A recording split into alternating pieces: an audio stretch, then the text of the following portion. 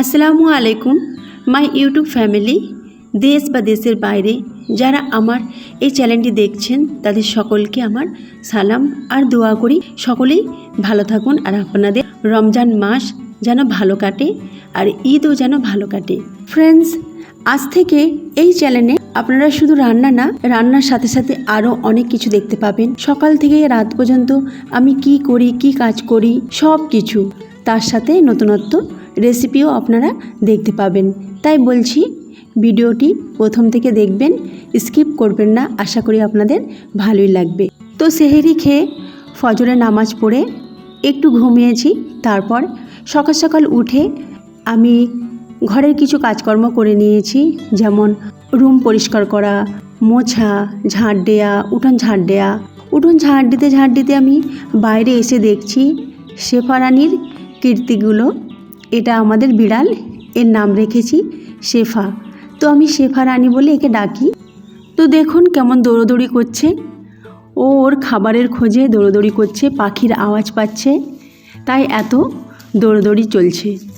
তো এদিকে আগগুলো বড় হয়ে গেছে।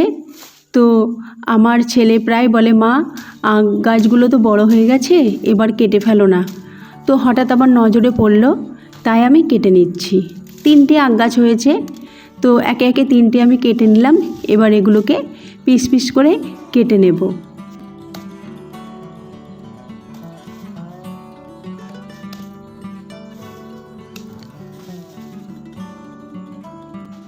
এই আখ গাছটায় দেখুন অনেকগুলো শিকড় তৈরি হয়েছে। এটা আমি বসিয়ে দেব, ছোট ছোট পিস করে নেব আর টবেতে বসিয়ে দেব। মাটিতে বসালে কিন্তু খুব ভালোভাবে হবে। তো এখন আমার কাছে সেরকম সময় নেই, মাটিতে বসাতে গেলে অনেক ঝামেলা। তো টবেতে আমি বসিয়ে দেব, খুব সহজেই এটা বসানো যাবে। তো এগুলো আলাদা করে রাখছি আর খাবারগুলো এগুলো আমি আলাদা করে সাইড করে নিচ্ছি। এই যে দেখতে পাচ্ছেন এর যে গাঁট রয়েছে, এগুলো থেকে নতুন গাছ জন্মায়।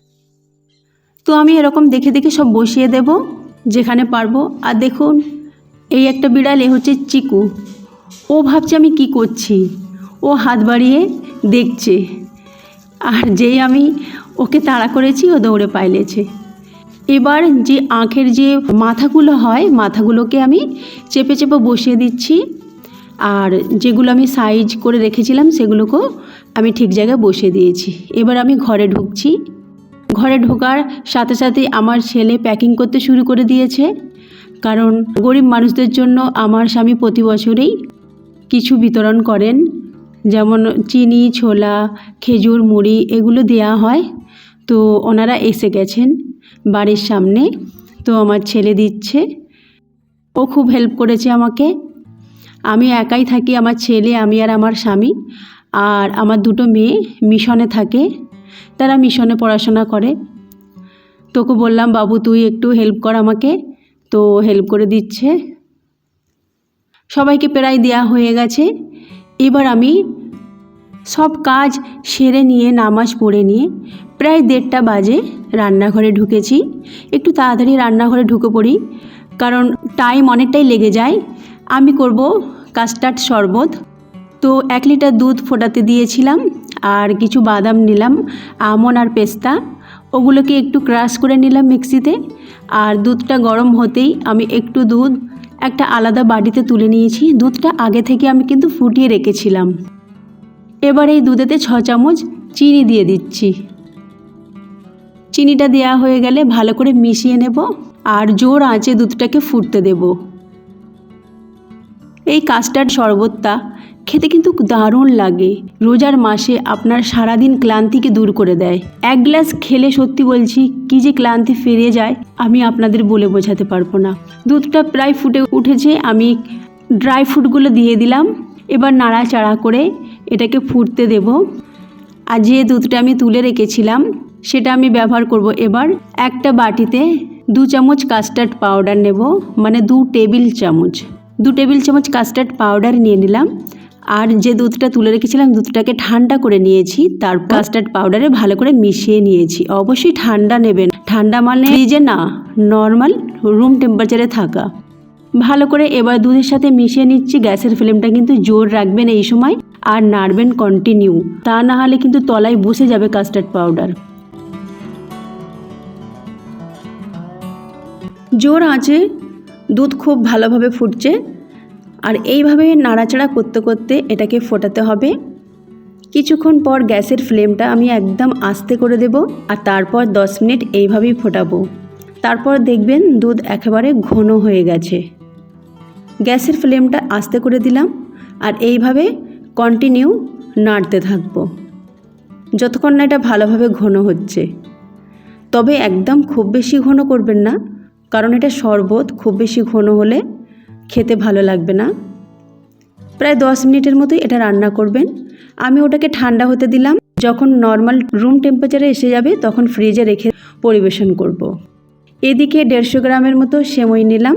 এই সিমইটা ভাজা সিমই, এটাকে আমি ছোটো ছোটো টুকরো করে নিচ্ছি ভালো করে। এবার এটাকে আমি ভাজবো। প্রায় 2 থেকে 3 মিনিট এটাকে ভেজে নিতে হবে শুকনো অবস্থায়। এইভাবে আপনারা যদি ভেজে থাকেন তাহলে সিমই আপনাদের ঝরঝরে একটা একটা হবে। তো আমি যখনই সিমই রান্না করি প্রথমে আগে শুকনো এইভাবে ভেজে নিই, তারপরে ঘি দিয়ে ভাজি। তো এইভাবে 2 থেকে 3 মিনিট ভাজার পর 1 টেবিল চামচ ঘি দিয়ে আরও 3 থেকে 4 মিনিট আমি ভেজে নিয়েছি। ঘি দেওয়ার সময় আমার ফোনটা পজ করা ছিল, আমি ফলো করে নিই, সেটা দেখানো হয়নি, তার জন্য আমি দুঃখিত। তো 1 টেবিল চামচ ঘি দিয়ে আমি এটাকে খুব ভালোভাবে ভেজে নিয়েছি কম আঁচে। এবার এটাকে আমি এক সাইডে রেখে দেব। এদিকে একটা পাত্র নেব, এতে 1.5 গ্লাস পানি দিচ্ছি। 1.5 গ্লাস পানি দিলাম, আর তাতে কিছু গোটা গরম মশলা দেব, তেজপাতা 2-3টি, দারুচিনি ছোটো 2টি, এলাচ 4টি, লবঙ্গ 4টি, এগুলো দিয়ে ফোটাবো।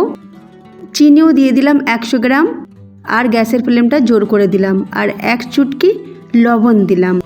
আমি প্রায় বলেই থাকি আপনাদের, তো মিষ্টি জাতীয় খাবারে 1 চুটকি লবণ দিলে খাবারের স্বাদ কিন্তু অনেক গুণ বেড়ে যায়, এটা আপনারা দেখবেন।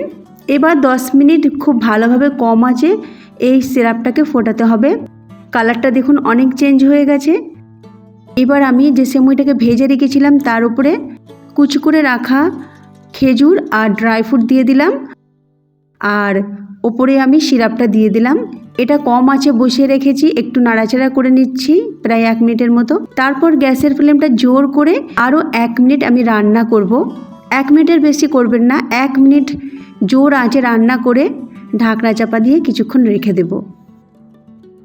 গ্যাসের ফ্লেমটা বন্ধ করে দিয়েছি, ঢাকনা চাপা দিয়ে এটাকে এক সাইডে রেখে দিচ্ছি। এদিকে একটা পাত্র বসিয়েছি, তাতে 2 টেবিল চামচ সাদা তেল দিলাম। তেলটা একটু গরম হতেই 250 গ্রাম গরুর মাংসের কিমা, যেটাকে আমি মিক্সিতে কিমা করে নিয়েছি একেবারে স্মুথভাবে, সেই কিমাটা দিয়ে দিলাম। দিয়ে এটাকে 3 থেকে 4 মিনিট এইভাবেই ফ্রাই করতে হবে তেলের উপরে। এতে এরকম করে ফ্রাই করলে এর স্বাদটা কিন্তু অনেকটা বেড়ে যায়। তো প্রথমে তেলের উপরে এইভাবে ফ্রাই করবেন। ফ্রাই করতে করতে দেখবেন অনেকখানি পানিও বেরিয়ে এসেছে, তখন ঢাকনা চাপা দিয়ে আরও রান্না করব। এইভাবে কম আঁচে এটাকে করবেন, জোর বা মিডিয়ামে না, কম আঁচে এইভাবে আস্তে আস্তে ফ্রাইটা করবেন। দেখুন অনেকটা পানি বেরিয়ে এসেছে। এবার এটাকে ঢাকনা চাপা দিয়ে প্রায় আমি 2 থেকে 3 মিনিট কম আঁচে বসিয়ে রাখবো। এটাকে সিদ্ধ করব। সিদ্ধ করার জন্য ঢাকনা চাপা দিয়ে রান্নাটা করলাম। তারপরে দেখুন পানি অনেকটা শুকিয়ে গেছে। এবার আমি এখানে 1 চামচ আদা রসুন বাটা দিলাম। আদা রসুন বাটা দিয়ে আমি 1 মিনিটের মতো নাড়াচাড়া করব। 1 মিনিট এইভাবেই কম আঁচে নাড়াচাড়া করব। আদা রসুনের গন্ধটা চলে গেলে তখন কিছু উপকরণ মেশাবো। মেশানো হয়ে গেছে আদা রসুনকে খুব ভালোভাবে। এবার 2-3টি কাঁচা লঙ্কা কুচি আর একটা বড় সাইজের পেঁয়াজ কুচি দিয়ে দিলাম। পেঁয়াজটাকে ছোট ছোট কুচি করে রেখেছি, সেটা দিয়ে দিলাম। দিয়ে 1 মিনিটের মতো নাড়াচাড়া করব, কারণ পেঁয়াজকে আমি গলাবো না, পেঁয়াজ গোটা গোটাই থাকবে, একটু পেঁয়াজটা নরম হবে। নাড়াচাড়া করার পর এবারে আমি মশলা দেব। প্রথমে লবণ দিলাম স্বাদ মতো, 1 চা চামচ লঙ্কা গুঁড়ো, 1 চা চামচ হলুদ গুঁড়ো, 1/2 চামচ ধনে গুঁড়ো, 1 চা চামচ জিরে গুঁড়ো, কালো মরিচের গুঁড়ো 1/2 চামচ দিলাম। আপনারা এখানে গরম মশলাও দিতে পারেন, গরম মশলাটা আমার দেওয়া হয়নি, তো গরম মশলা 1 চা চামচ দিয়ে দেবেন। এটাকে ভালো করে নাড়াচাড়া করতে হবে, মশলাগুলো খুব ভালোভাবে মেশাতে হবে মাংসের সাথে। কম আঁচে রান্নাটা করবেন, এই দিকটা একটু ধ্যান রাখবেন। নাড়াচাড়া করার পর ভালোভাবে মেশানোর পর আমি মাংসটাকে এক সাইডে করে নিলাম, কিছুটা জায়গা ফাঁকা করে নিলাম। এখানে 1 টেবিল চামচ ময়দা দিয়ে দিলাম। ময়দাটাকে আমি কম আঁচে প্রায় 2 মিনিটের মতো নাড়াচাড়া করব। ময়দাটাকে ভেজে নেব। এইভাবে ময়দাটাকে ভেজে নিলে ময়দার কাঁচা গন্ধটা চলে যাবে, তাতে কিন্তু খুব ভালো হবে। 2 মিনিট ভাজার পর মাংসের সাথে ময়দাটাকে মিশিয়ে নিলাম আর খুব ভালোভাবে এটাকে ভেজে নেব। প্রায় 1 থেকে 2 মিনিট এটাকে এইভাবেই ভাজতে থাকবো। খুব ভালোভাবে ভাজা হয়ে গেলে তারপরে আমি পানি মেশাবো। পানি দেব 200 মিলি। ভাজা হয়ে গেছে, এবার পানি দিয়ে দিচ্ছি। পানি দিয়ে এবার কম আঁচে এইভাবেই নাড়াচাড়া করতে থাকবো। গ্যাসের ফ্লেমটা কিন্তু কমই রাখবেন। কম আঁচে এইভাবে নাড়াচাড়া করতে করতে দেখবেন আস্তে আস্তে এটা ঘন হচ্ছে, ময়দা ফুলে উঠেছে আর সবগুলো উপকরণ একসঙ্গে হয়ে গেছে আর ঘন হয়ে এক জায়গায় জড়ো হয়ে গেছে। এবার এটাকে একটা প্লেটে তুলে নিচ্ছি, এক সাইডে রেখে দিচ্ছি। এটা ঠান্ডা হোক, বাকি কাজটা করে নেব।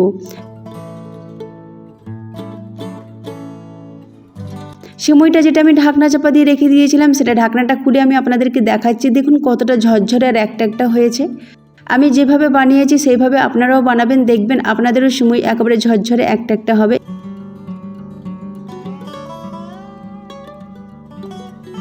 আমি একটা বলে তুলে নিচ্ছি আর ওপরে একটু পেস্তা কুচি ছড়িয়ে দিলাম। এটা আমার সেহরি তৈরি হয়ে গেল। সেহরির সময় আমরা সেমই খাবো। বেশি ভারী জিনিস আমরা খাই না, ভারী খাবার খেতেও পারি না। এবার কাস্টার্ড শরবতটা আমি ঠান্ডা করে নিয়েছি, মানে নর্মাল রুম টেম্পারেচারে ঠান্ডা হয়ে গেছে। এবার দেখুন এর থিকনেসটা কেমন হয়েছে, ঠিক এরকম হবে। শরবত বেশি ঘন হবে না। আমি আইস কিউব দিয়ে দিলাম, কিছু বরফের কিউব দিয়ে দিলাম, দিয়ে একটু নাড়াচাড়া করে নিয়ে একটা গ্লাসে একটু ঢেলে নেব। সারাদিন রোজা করার পর আমাদের শরীরে যে ক্লান্তি এসে যায়, সেই ক্লান্তি দূর করে দেবে এই শরবত যদি 1 গ্লাস খেয়ে থাকেন। এতটাই টেস্টি আর এতটাই দুর্দান্ত, মানে কাস্টার্ড ভ্যানিলা শরবত আমি আপনাদেরকে কি বলবো। অবশ্যই আপনারা এই রেসিপিটা ট্রাই করবেন। আমি গ্লাসে ঢেলে নিয়েছি আর ওপরে পেস্তা কুচি দিয়ে দিয়েছি। এবার এটাকে ফ্রিজে রেখে দেব। এবার আমি এখানে ব্যাটার তৈরি করে নেব। 4 চামচ ময়দা আর 2 চামচ কর্নফ্লোর দিলাম আর একটু লবণ দিলাম, দিয়ে মিশিয়ে দিয়ে একটু একটু করে পানি দিয়ে এটা ব্যাটার তৈরি করে নেব। প্রথমেই বেশি পানি দেবেন না, তাহলে ব্যাটার একেবারে পাতলা হয়ে যাবে। একটু একটু করে পানি দিয়ে পরিমাণ মতো আপনি ব্যাটারটা তৈরি করবেন। আমি ব্যাটারটা তৈরি করে নিচ্ছি। ব্যাটারের মধ্যে কোনো লাম্পস যেন না থাকে, সেদিকটাও একটু নজর রাখতে হবে। তো এইভাবে নাড়তে নাড়তে ব্যাটারটাকে তৈরি করে নিলাম। আর একটা বাটিতে একটু ময়দার একটু পানি দিয়ে ঘন একটা ব্যাটার তৈরি করে নিয়েছি, যেটা আঠার কাজ করবে। আর একটা প্লেটে আমি সেমই গুঁড়ো করে নিয়েছি, যেটা কোটিংয়ের কাজ করবে।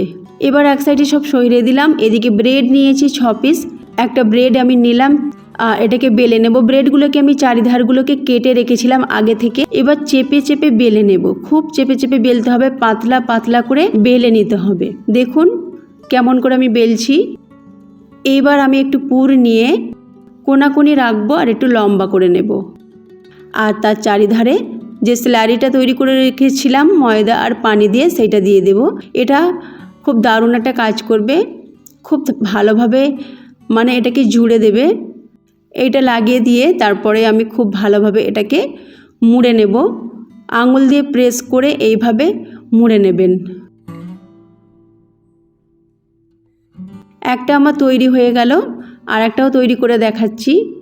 চারিদিকে স্ল্যারিটা আমি দিয়ে দিচ্ছি আর একটু পুর আমি কোনাকুনি দিয়ে মুখটাকে মুড়ে নেব।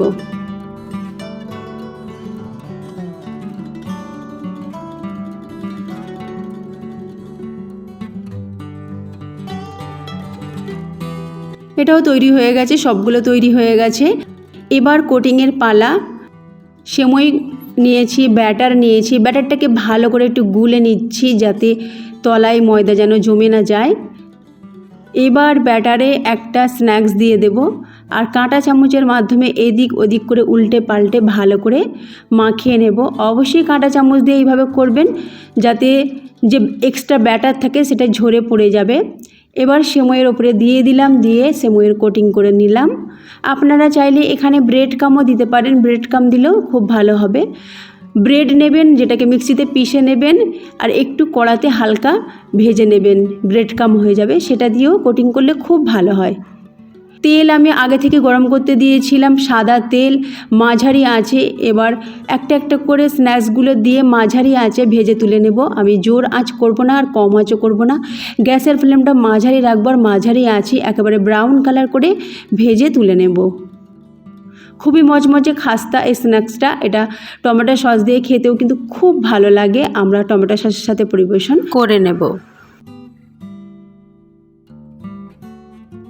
ভেজে নেওয়া হয়ে গেছে, আমি তুলে নিলাম আর একটা দিয়ে দিলাম। এইভাবে একে একে ভেজে আমি সব প্লেটে তুলে নেব আর সস দিয়ে পরিবেশন করব। দেখুন কত সুন্দর লাগছে দেখতে। আর একটা আমি আপনাদেরকে ভেঙে দেখাচ্ছি ভিতরের যে স্ট্রাকচারটা কেমন হয়েছে, খেতে খুবই সুস্বাদু হয়েছে। অবশ্যই আপনারা রেসিপিটা ট্রাই করবেন। এবার ইফতারির সময় হয়ে গেছে, আমি দস্তরখানা বিছিয়ে সমস্ত খাদ্যদ্রব্য সব নিয়ে চলে যাব আর সাজিয়ে নেব।